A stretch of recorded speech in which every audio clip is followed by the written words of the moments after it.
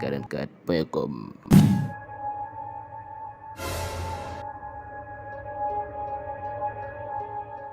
nga song lu rëy loo xamante ni vraiment ñi ko fi songum ñëpp ay ponkal lañ muy Sorano et que bëriwul aussi lu comédien di ko songo waaw pourquoi idée bi pourquoi nga xalaat idée bi. waaw li may wax tout le temps rek mooy dama wax ne chaque jour rek nit waaw boo nekk ci àdduna waaw booy dem da nga naan dañ naan da ngay dem petit à petit waaye man li Coumba Gawlo naan laissez-moi rêver jusqu'au bout de mes rêves man damay rêver man je rêve grand. waaw man nag dañ naan faut des petits détails waaw mais esprit bi moom macha allah dafa yaatu parce que man noonu laay xalaatee waaw man je n'aime pas les demi-mesures man damay def rek mbaa ma bàyyi waaw parce que nag dama gis ne tey jii ñëw naa ba dina ma neex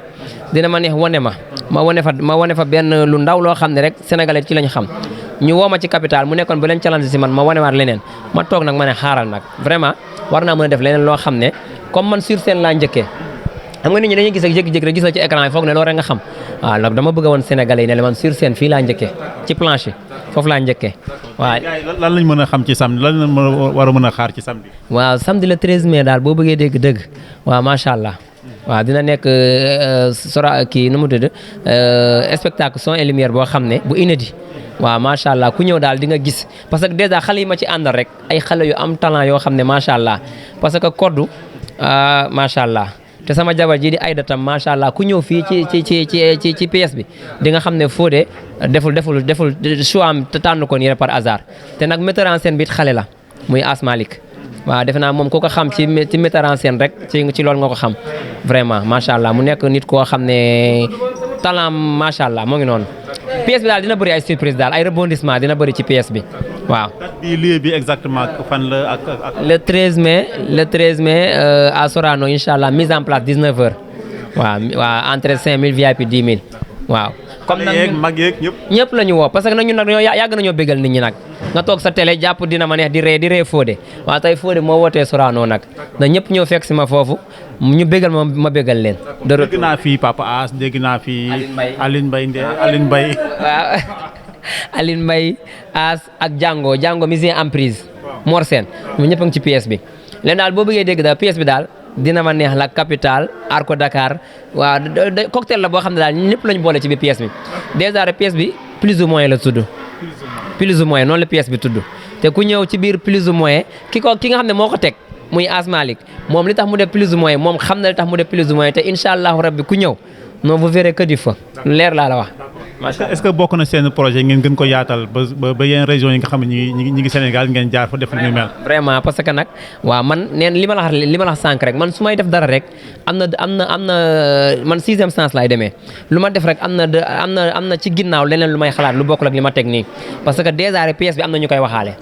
pièce bi ñu teg nii depuis décembre lañ ko doon répété Grand Théâtre di remercier waa Grand Théâtre nag di ko jaarale ci madame Diallo mi nga xam ne moom moo tax ba ñu amoon connexion ak directeur bi mu jox ñu salle bi ñuy répété depuis décembre ba léegi directeur Sorano aussi macha allah mention spéciale nee naa la pièce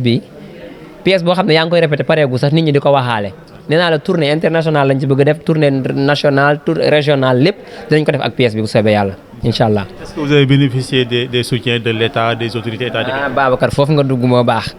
état bi moom xam naa ne man de li ma jaaxal mooy ministère yi yëpp bind nañ leen te foo dem ñu defal la décharge mais daal gisaguñu dara de retour vraiment te ñun lii suñu métier la. même le ministre de la culture. gisaguñu ko. 2 jours de l'événement. doy na waar de c'est grave 2 jours de l'événement SODAV defe naa ne ñun lañ fi nekkal. bind nañ leen ba ñu defal ñu décharge waaye ñoom li nga xam ne ñoom loolu la ñu moom ci événement bi muy répartition mooy ticket yi ñoo ngi may woo di ma ko laaj te man defe naa ne événement bi jotagul ñoom ñuy laaj seen li nga xam ne ñoom loolu la ñu moom parce que booy def événement da ngay dem déclarer ko dem naa ba déclarer ko ba xam ne temps laa war a fay léegi temps boobu man maa ngi koy lijjanti pour fay ko ñoom ñi nga xam ne def naa demande si ñoom gisaguma dara waaw Sénégal daal moo ngi noonu boo bëggee dégg-dëgg. ñu bàyyi la nga lancer une dernière fois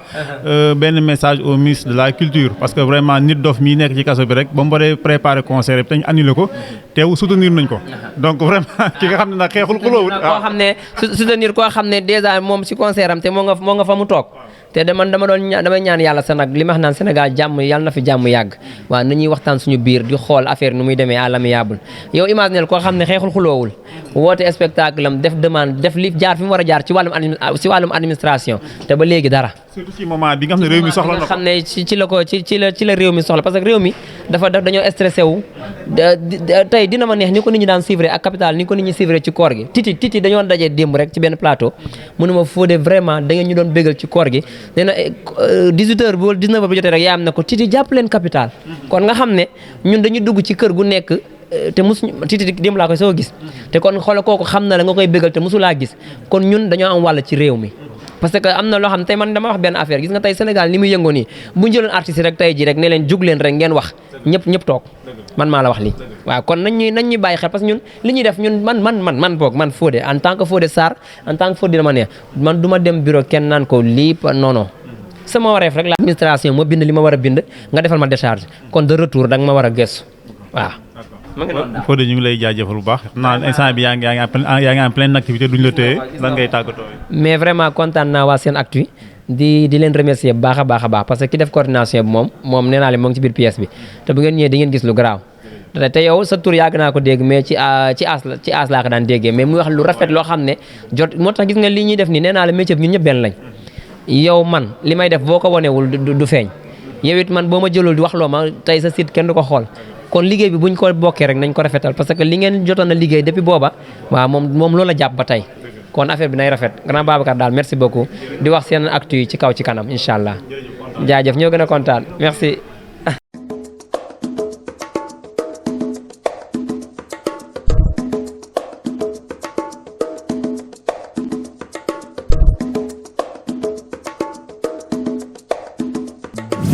Sirlasinati 44.com